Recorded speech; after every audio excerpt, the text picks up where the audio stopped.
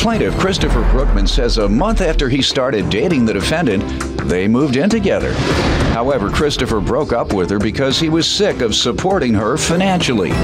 He's suing for a car and lost wages.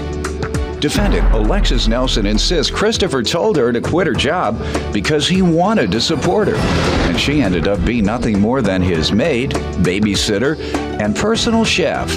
Alexis is countersuing for a car refund. Start with you.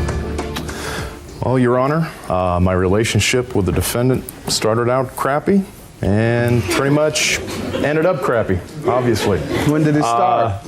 And there's a specific reason why I use that terminology, Your Honor, and I will explain. It started off by meeting the defendant in January of 2010.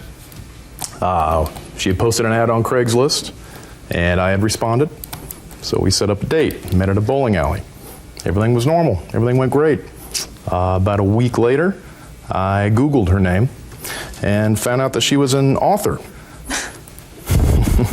And the title of her book is called Clean Break, Your Guide to Fecal Astrology, which essentially means you can read your horoscope by your daily morning bodily business. Is that true? So, At that point, It is a novelty bathroom book, yes. It's a humorous novelty book. Okay. It's a funny book. Good enough. Yes. All right. It's not something It's you. not. It's not No. something you believe. No, sir. Okay. But she wrote a book of humor regarding activities you engage in the bathroom in the mornings. that's what I found out, Your Honor, yes. At that point, I should have ran for my life. However, I did not. And Should have known it was a crappy relationship. yes, yes. Put the words right in my mouth. Thank you. Continued to date, though. And about a month later, Alexis had been able to secure a transfer to her job and needed a car to go back and forth to her job. I had a second car and thought it would be financially beneficial for both of us if she moved in with me. So she moved in February of 2010, started her job, and lasted about 2 weeks. Complained about not enough hours, ended up quitting the job, and said she would get another one. Didn't happen for the remainder of our relationship, so she remained unemployed. When did you all break up? July 2010. Why? I was tired of taking care of her financially. So you quit your woman because she lost her job? Yes. You're a cold man. Well, I already Was had she at least looking? She appeared to be looking. You gave the woman 5 months and then kicked her out in the cold, jobless. That I did. Let me hear from you, ma'am. I did post an ad online. I had just moved from Chicago to California. I wanted to meet new people. He replied. We seemed to hit You it off. said what? I said he You wanted to replied. meet new people. Yes, I just moved to California. I didn't know anyone. Or you wanted to meet new people? Yeah. Oh. What did you?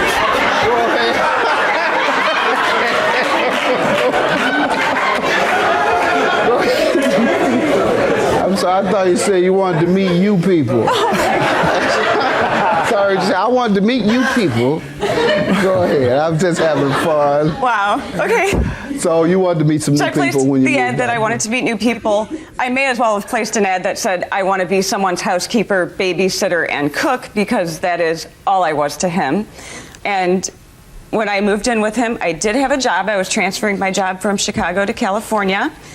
And he told me, it was right around the time I was moving in, I believe his exact words were, "You don't need to work, I make enough money for both of us." And he encouraged me to quit my job. I vividly remember him saying that to me. I did quit my job, and I took care of his home. I cleaned his disgusting is a mild word, apartment. I kept his home immaculate. I took care of his child when he was at work or when he would go on his trips to Las Vegas. Did child stay with him or with Yeah. you all? Yes, yes. What would your child be when you went to work, sir, while she was living there? School. Would you be there when the child came home from school? No. So who would be there? Alexis would be there. All right. Yes. Took care of your kid, cooked and cleaned, and put you out. Because you didn't have any money. Dinner hot and ready the moment he walked in every day. And It was hot when he came home every day? It was fresh, it was great. And Was it hot from the stove the day he put you out? actually, yes, sir, it was. He Was it came grits? home and he came home and ate the dinner I cooked before he dumped me and told me I needed to move out.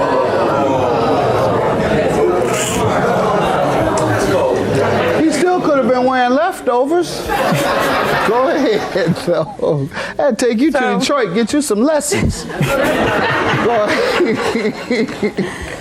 All right, let me get to the car that he's suing you about. Sir, how does she owe you for that?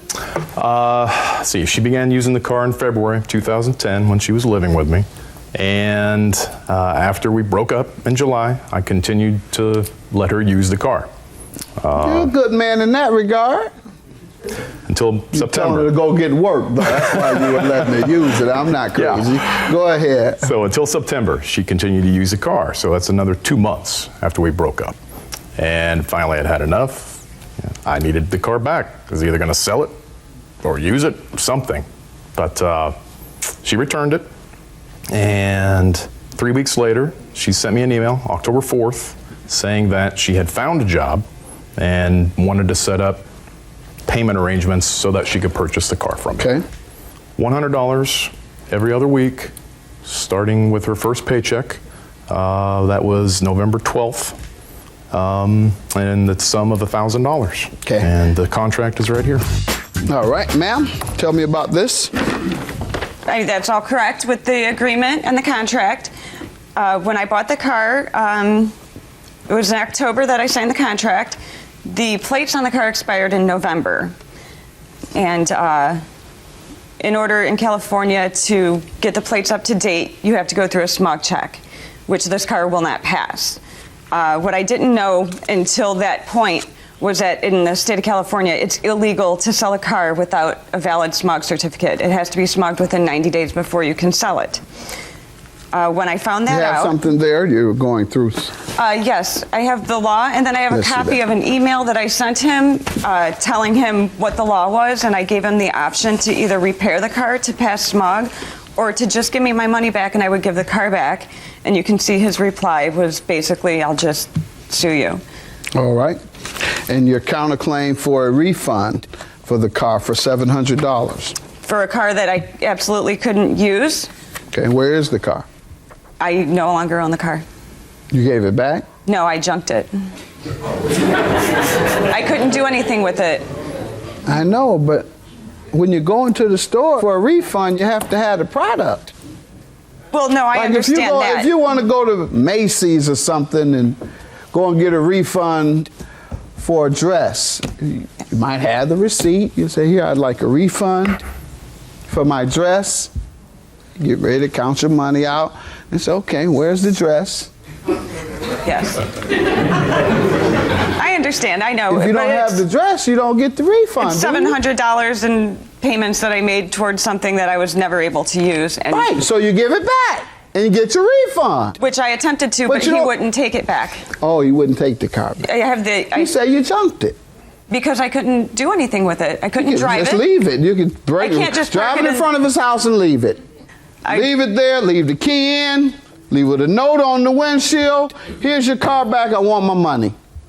It didn't occur to me to just... Well, you should have Hand it saved to it him. until it was time, until he came to you and said, I want my money. You should have said, no, just like you did me. Show him the law. You should have said, here's the law. I did, sir, and I gave you the email where I told him the I law, understand, but one thing you failed to do was give him the car back.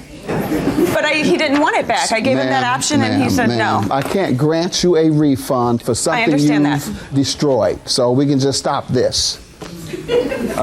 Sir, what about the law? You want to retrieve the balance on a contract that appears unenforceable because it doesn't appear that you abided by the law in executing this contract. It was my understanding that that law only applied to dealers and not private sales. Well, responsibility of the seller. It didn't say dealer. So I can't enforce an illegal agreement. So that nullifies your agreement. So if the agreement is nullified, then you are put back into the original position. That is, you get your car back. Oh.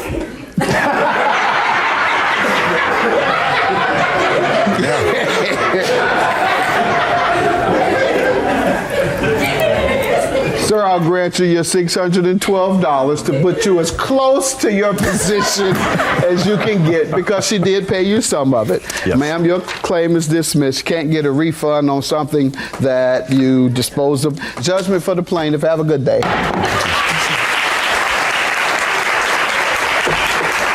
Well, I wasn't looking for a maid or a cook or a cleaner. I was looking for a partner, and she was not.